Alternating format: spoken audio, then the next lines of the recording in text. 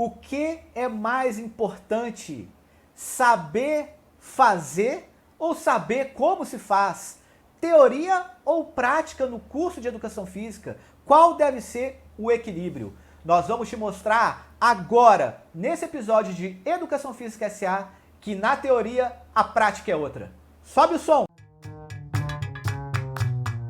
Educação Física S.A., um podcast sobre trabalho, carreira e negócios, com André Schettino e Kleber Dias. Fala, turma! Estamos começando mais um episódio dessa nossa quarta temporada de Educação Física S.A., um podcast sobre trabalho e negócios na educação física. E hoje, um tema ligado também à formação, que é o tema da nossa quarta temporada, mas na relação teoria e prática dentro do curso de Educação Física. As faculdades, os cursos de Educação Física, eles devem ter mais teoria ou mais prática? Qual que é a proporção entre eles e qual que é a relação entre eles? A gente quer saber a sua opinião, fica com a gente, acompanha tudo para depois você comentar tanto no YouTube quanto nas plataformas de podcast, no Google Podcasts e no Spotify. Meu amigo Kleber Dias, que apresenta junto comigo, o que você acha dessa relação entre teoria e prática dentro do curso de Educação Física e por que ela é tão importante? Pois é, André, rapaz, esse é um assunto, diria, tradicional, né? Uma discussão teórica bastante antiga na educação física. Muito papel e muita tinta já foi gasta sobre isso, artigos já foram escritos, ensaios, livros, seminários, encontros, brigas. Isso já envolveu muita gente e continua atual, né? Porque talvez o paradigma, o modelo de formação em educação física no Brasil ainda não tenha conseguido equacionar bem essa dimensão entre teoria e prática, ainda que, claro, muita coisa já foi feita, muitas experiências já foram tentadas nesse sentido, algumas mais exitosas, outras menos, algumas foram abandonadas, outras persistem. E eu acho que essa questão se ela deve ser mais teórica ou prática, a gente precisa antes olhar para um componente constitutivo da forma de atuação profissional na educação física, que diz respeito ao fato do conhecimento que envolve a atuação profissional em educação física ser em grande medida, ainda que não totalmente, mas em grande medida, um conhecimento incorporado, como eu costumo dizer. Ou seja, ele é um conhecimento que reside no corpo. De modo que a educação física ela é uma ciência aplicada.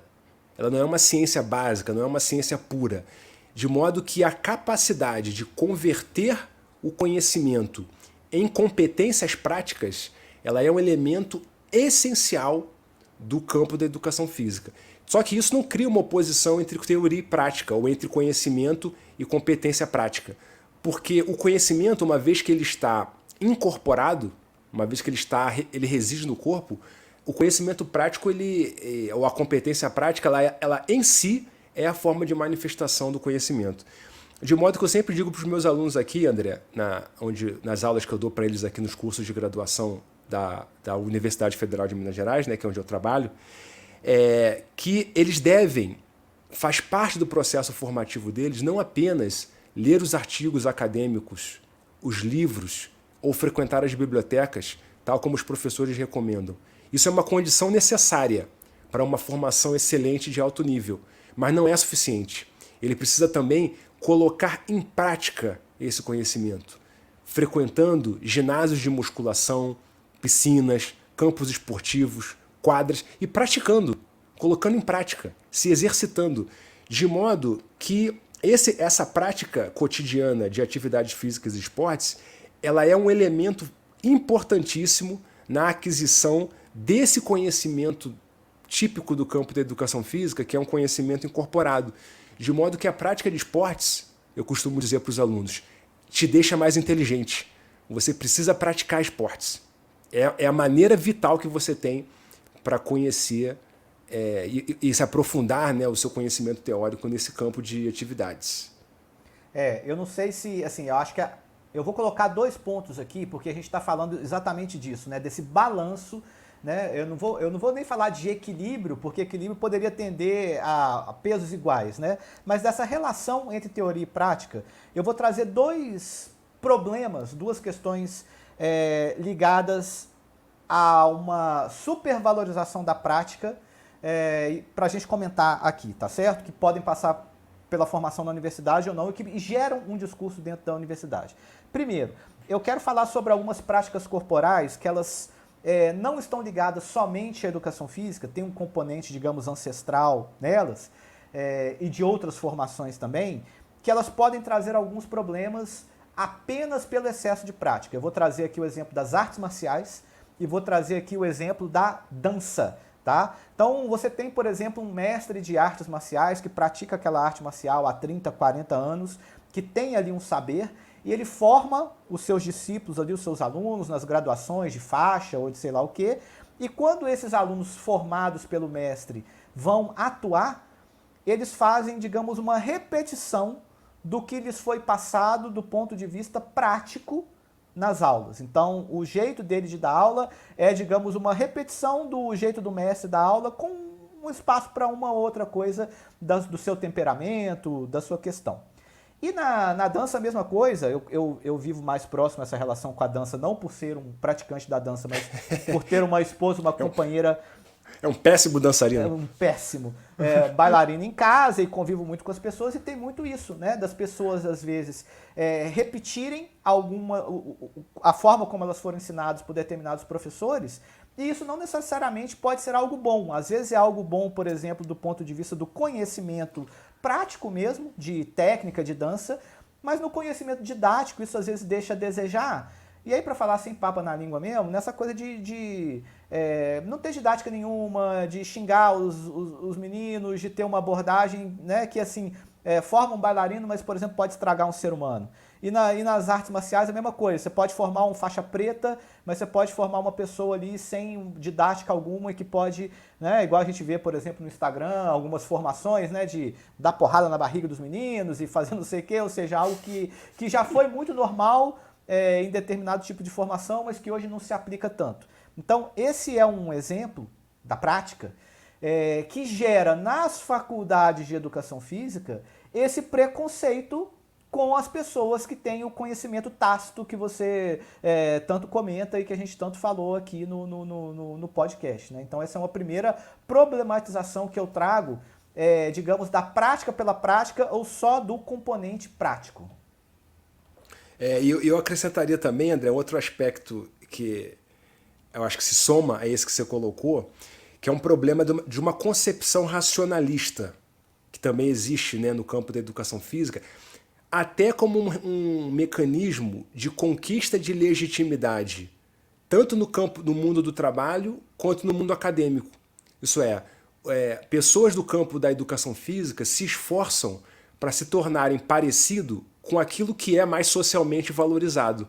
Então, professores de educação física da escola tentam fazer da educação física um elemento muito parecido com as outras disciplinas, com a matemática, com o português, com a ciência, com a história. Então, eles querem dar aula teórica, eles querem aplicar prova, eles querem reprovar os alunos às vezes, porque é isso que se faz nas outras disciplinas. Eles querem que a disciplina seja uma disciplina que os alunos lidem de uma forma obrigatória. Quer dizer, porque é muito comum nas aulas de educação física das escolas que às vezes alguns alunos digam, não quero fazer educação física hoje. E os professores dizem, mas você por acaso não faz aula de matemática? Então, quer dizer, querem dotar a aula de educação física desse componente coercitivo e compulsório, tal como as outras disciplinas. Querem esvaziar, por exemplo, a dimensão lúdica que as aulas de educação física geralmente têm. Porque já que os alunos não se divertem nas aulas de matemática, por que eles deveriam se divertir nas aulas de educação física? Então tudo isso faz parte desse esforço de tentar dotar a educação física dos mesmos elementos de legitimidade que fazem de outras ocupações, de outras disciplinas, socialmente mais valorizadas que a educação física. Só que eu acho que isso é um erro. Esse é um erro porque tudo isso tem a ver com uma certa concepção racionalista que enfatiza saberes de natureza intelectual em detrimento dos saberes que são corporais. A educação física ela tem um tipo de saber diferente. Ele é um saber incorporado. É claro que a gente sabe que, do ponto de vista da valorização social, isso não é a mesma coisa. Tanto é que é muito comum que a gente ouça comentários, né, do tipo, quando um jogador de futebol sai do campo, na beira do gramado e dá uma entrevista, algumas pessoas falam, pô, como é que pode? O cara não sabe nem falar e ganha milhões de reais de salário, né? Como se ele fosse pago aquele salário para falar e não para jogar futebol, né? Quer dizer, então no fundo isso é uma forma de você expressar uma certa falta de reconhecimento no saber que aquele indivíduo detém, que é um saber corporal, né? E é interessante, inclusive, André, que alguns sociólogos, né, têm falado atualmente de capital corporal, porque geralmente a palavra capital, né, ela está associada ao capital econômico. Então uma empresa que tem capital é uma empresa que tem muito dinheiro, que tem capital de giro. Mas desde os anos 60, né, a sociologia vem falando de capital social, de capital cultural, de capital político, e mais recentemente ela vem falando também de capital corporal. Então eu acho que é importante que os estudantes, os profissionais de educação física reconheçam que se a sociedade não faz isso, a educação física tem que fazer, né? Reconhecer que no corpo reside um saber e que esse saber é específico e é por isso que a educação física tem inescapavelmente e deve ter esse componente prático, entende? Eu acho que isso trouxe também essa colocação da educação física no ambiente escolar, digamos, em equiparação com as outras disciplinas. Isso migrou também para as faculdades, sabe? Porque a universidade, ela sempre foi, digamos, um grande espaço de discussões teóricas que eventualmente depois vão ser aplicadas na prática, né? Igual o próprio, sei lá, se você pensar na formação de um engenheiro, onde você tem anos e anos de teoria ali, depois ele vai para os estágios e quando ele se forma engenheiro, ele tem que ir para a prática, ele tem que, né, vai trabalhar lá na área dele e tudo mais. Mas na educação física, eu acho que algo que conflitou e que contribuiu muito, digamos, para uma desvalorização, por um lado, da prática e uma valorização do teórico, foi o discurso das outras pessoas que não conheciam da área, que é aquela coisa de, vai fazer educação física, é só jogar bola.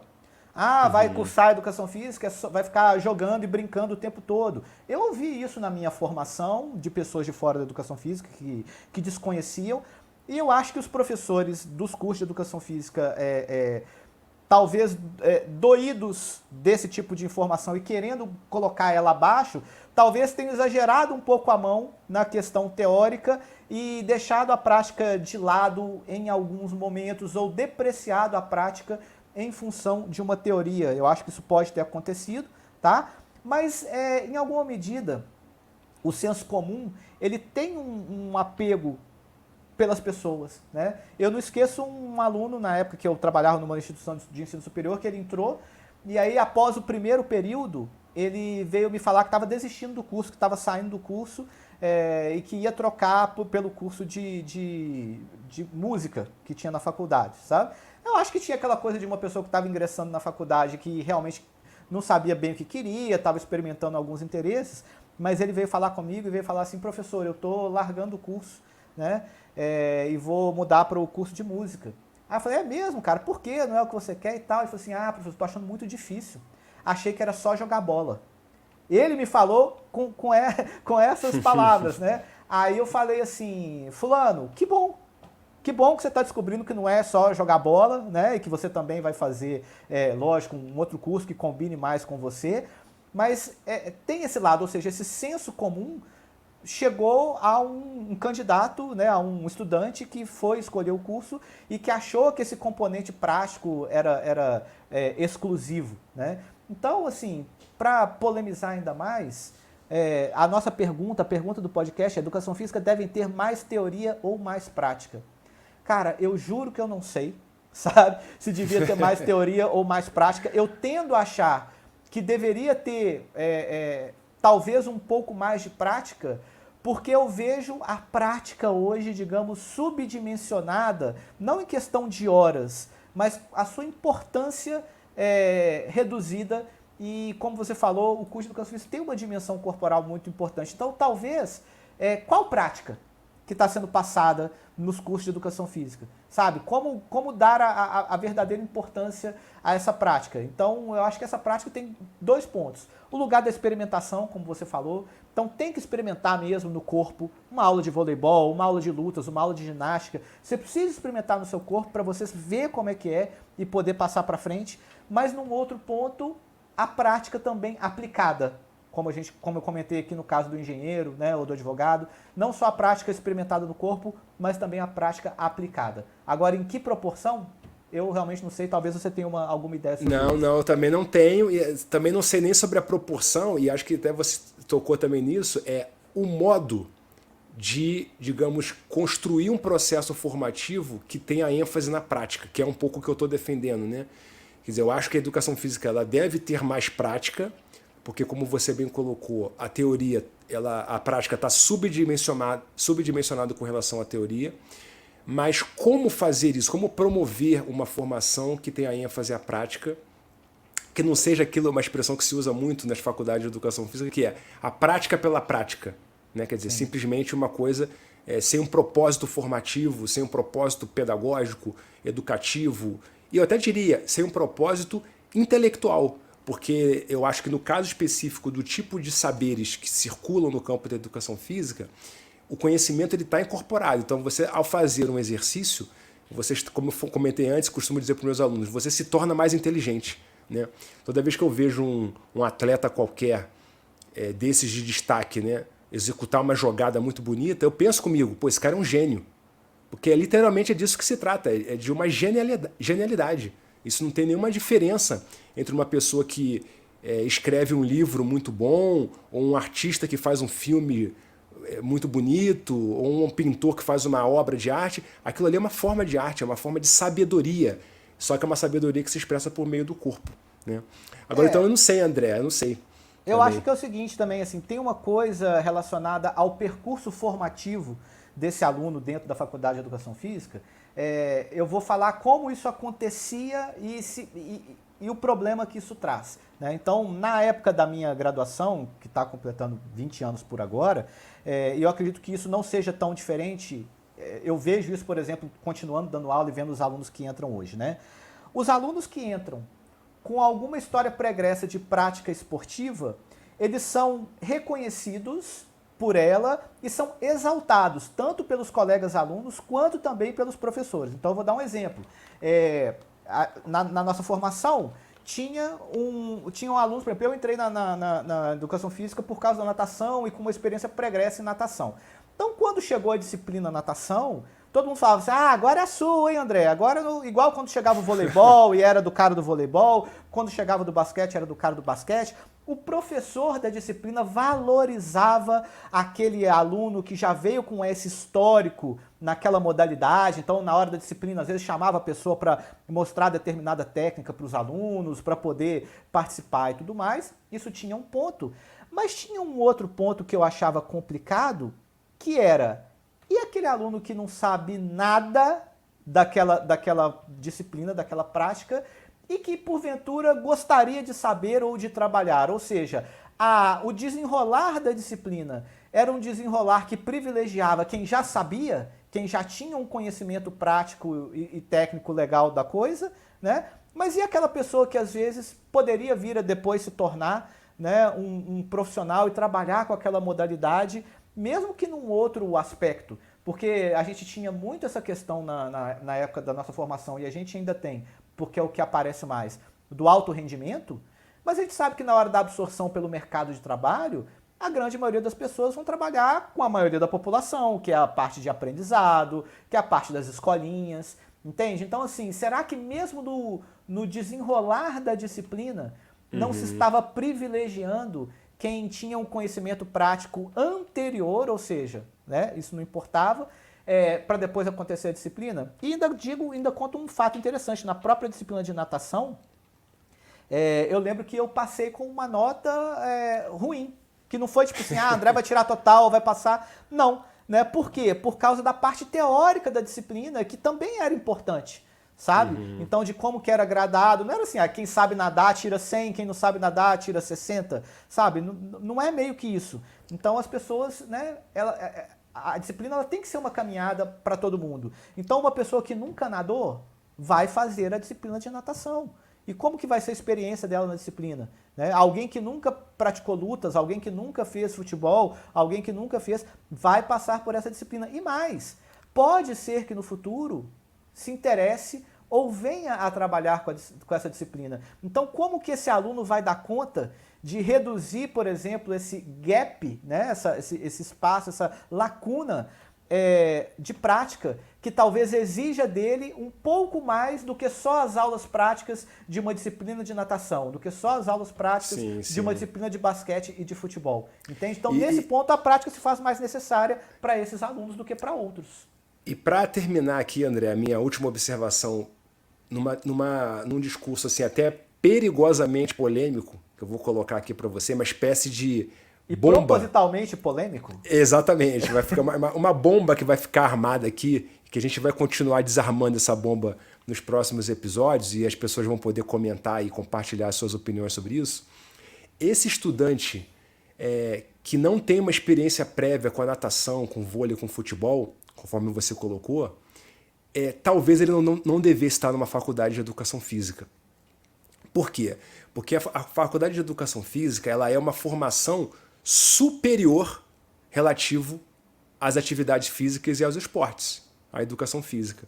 Então, ela não é um espaço de formação inicial, entende? É mais ou menos como alguém que vai fazer faculdade de música, igual esse seu aluno que você comentou. Geralmente, as faculdades de música exigem que os seus estudantes dominem determinados conhecimentos práticos relativos aos instrumentos musicais. Ele não está ali para, pela primeira vez, aprender como é que segura um violão. Entende? Ele está ali para desenvolver capacidades superiores relativas à música. Aprofundar o seu conhecimento e não iniciar a sua trajetória de conhecimento. E como no caso da educação física, esse conhecimento é um conhecimento, como eu tenho enfatizado, né, de natureza corporal, incorporado, a pessoa que não tem essa experiência prévia talvez não devesse estar ali, porque ela não reúne os pré-requisitos necessários para esse aprofundamento no conhecimento, que é um conhecimento incorporado. É um assunto polêmico. Cara, isso vai dar pano para manga para os próximos episódios, tá certo? E o que acontece? Eu acho que a gente tem que discutir várias coisas aqui, mas eu já vou encerrar. A partir do momento que a educação física perdeu a prova prática para ingresso, eu acho que caiu esse ponto, né? Sim. E no caso da música, os cursos de bacharelado, eles exigem já, essa prova prática ela se mantém, você tem que apresentar um certo grau de habilidade no instrumento que você está tentando entrar, então reforça o ponto que você colocou aqui, né?